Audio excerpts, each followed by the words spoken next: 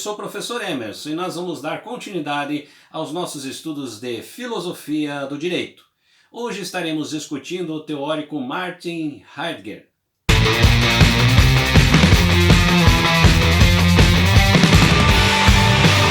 Prezados alunos, é um grande prazer estar aqui novamente com vocês e nós vamos então dar continuidade aos nossos estudos de filosofia do direito. Hoje estaremos discutindo o teórico Martin Heidegger. Contribuições do texto hoje são do professor Alisson Mascaro, que vai trazer algumas informações importantes relacionadas então a esse teórico. Vamos então ao nosso primeiro slide. O primeiro grande fio condutor de um pensamento jurídico não positivista, não marxista, são as próprias filosofias existencialistas, que, embora muito variadas e compostas de visões a mais distante, como a de Karl Jasper, Jean-Paul Sartre ou Gabriel Marcel, tem, no entanto, em Martin Heidegger, sua origem, sua melhor expressão, inclusive mais radical. Costuma-se denominar a grande corrente dos filósofos que trilham essa visão existencial e existencialismo, tal como fosse um método ou uma escola de pensamento.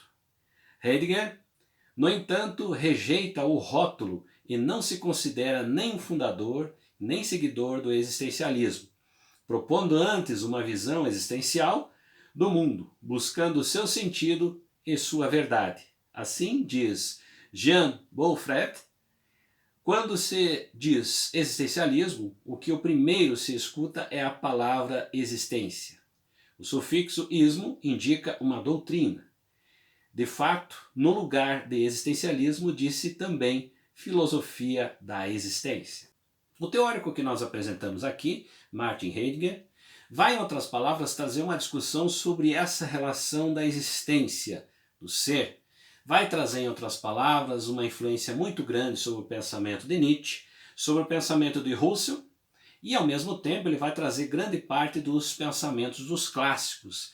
Vai voltar lá na antiguidade e trazer grande parte desses pensamentos, que vai ser efetivamente um dos aspectos que vão trazer essa discussão aqui relacionada à questão do ser.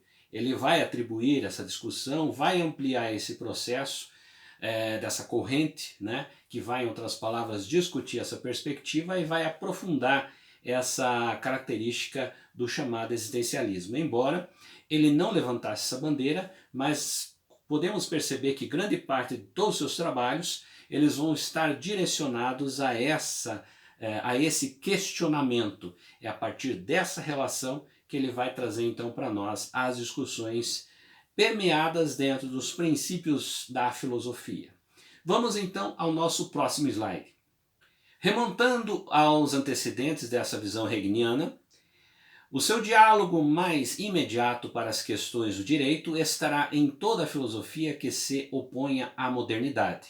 Nietzsche, por exemplo, com sua crítica à razão iluminista e, por extensão, ao positivismo liberal, é o antecessor necessário a celebrado desse pensamento existencial. A orientação filosófica de Heidegger é em busca do passado, do originário. Seu diálogo profícuo com a filosofia grega, que se assenta sobre bases muito diversas da filosofia metafísica ocidental moderna. Sua volta às origens vai principalmente até o pensamento pré-socrático, pré-metafísico, mas também, em alguma medida menor, também a filosofia do direito grega clássica, como a de Aristóteles. Para uma visão hegeliana, os antigos são marcos referenciais muito mais importantes para o desvendar de um ser jurídico que aquele manifesto pela filosofia do direito técnica e juspositiva, moderna e contemporânea. Heidegger ele vai trazer para nós uma discussão e vai remontar alguns aspectos importantes que se traz sobre o pensamento clássico. Aí a gente pode observar também que essa relação Nietzsche vai aparecer, Husserl vai também estar presente nas suas discussões, que é a partir dessa relação do conceito que se traz, né, entre o que é efetivamente essa ideia do ser, né? Então essa questão do ser, da existência, ele vai, em outras palavras, agregar às discussões e a todo o diálogo relacionado a questões também que vão envolver o direito. Então esse ser, nessa visão, ele vai trazer a primeira relação. Que ser é esse?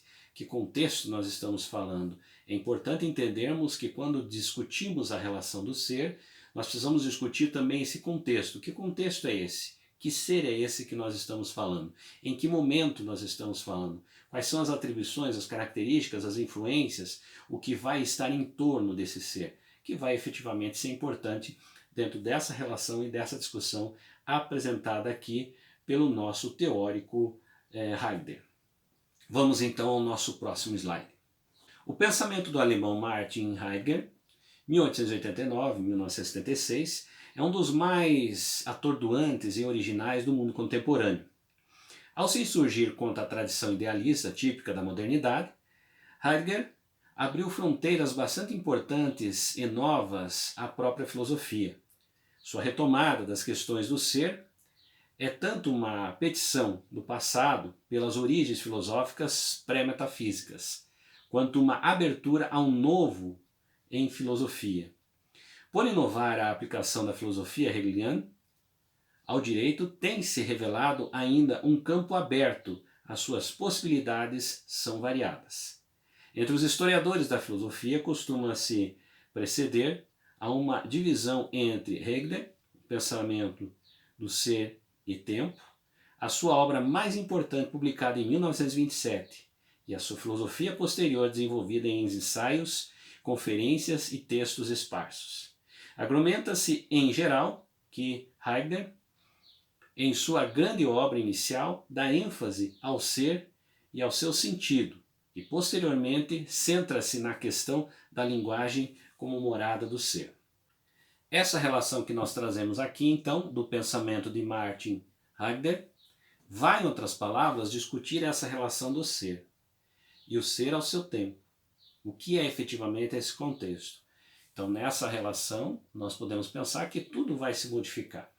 É claro que as influências do pensamento clássico, que vão ser vistas em todo o seu preceito nos primórdios da filosofia, até efetivamente as grandes contribuições que nós teremos de uma contribuição contemporânea e das contribuições da modernidade e vários outros aspectos que vão se relacionar dentro desse contexto, eles vão ser apresentados aqui, né, diante da relação do que é o ser no momento em que você discute esse ser.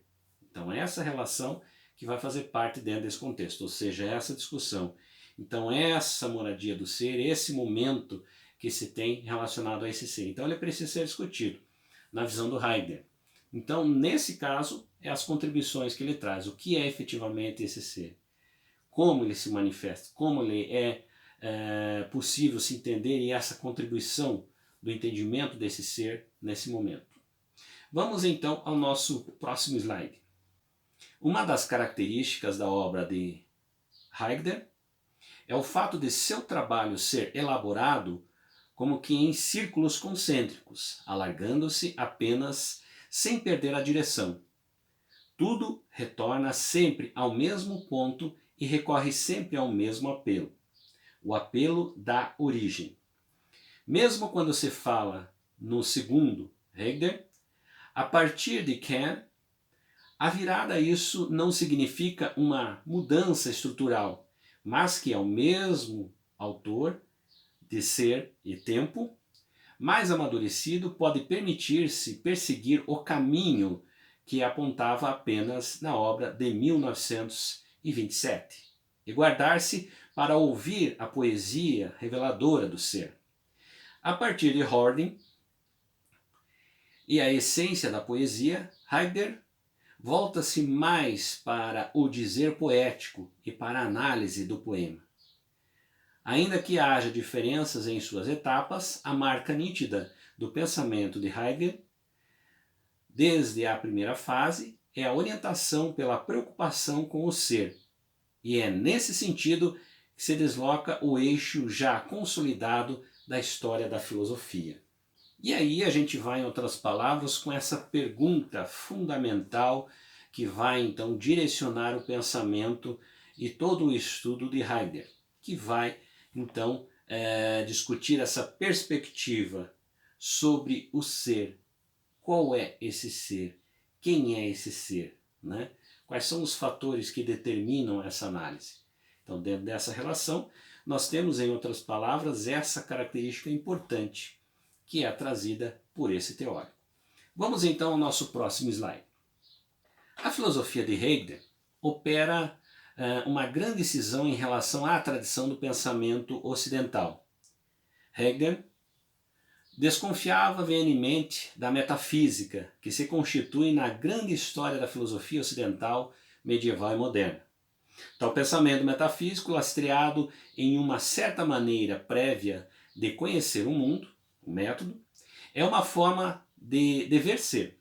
A metafísica, ao contrário de buscar compreender os fenômenos e as realidades, tal qual se manifestam, liga-se a um conceito ideal, uma espécie de dupla da realidade, ou, em muitas vezes, um completo estranho à própria realidade.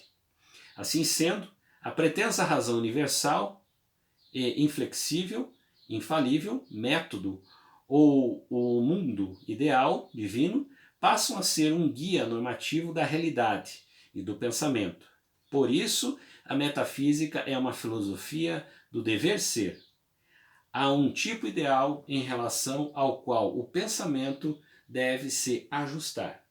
Quando discutimos aqui as principais características de Heidegger, nós podemos trazer uma das grandes contribuições desse teórico, que é a relação da hermenêutica. A hermenêutica, em outras palavras, o processo da interpretação, vai trazer grande parte de todo o seu estudo, que vai, em outras palavras, discutir essa relação do ser. Quando falamos da hermenêutica, essa hermenêutica também vai ser uma grande contribuição para o direito. Sem dúvida nenhuma, não podemos discutir o direito sem adentrarmos dentro das estruturas da hermenêutica, que é, em outras palavras, uma concepção de interpretação, e essa interpretação tem toda uma relação do seu ambiente, tem toda uma relação do seu contexto, que vai, em outras palavras, trazer uma metodologia, que é, efetivamente, um dos aspectos aqui que Heidegger vai aplicar nas discussões do ser.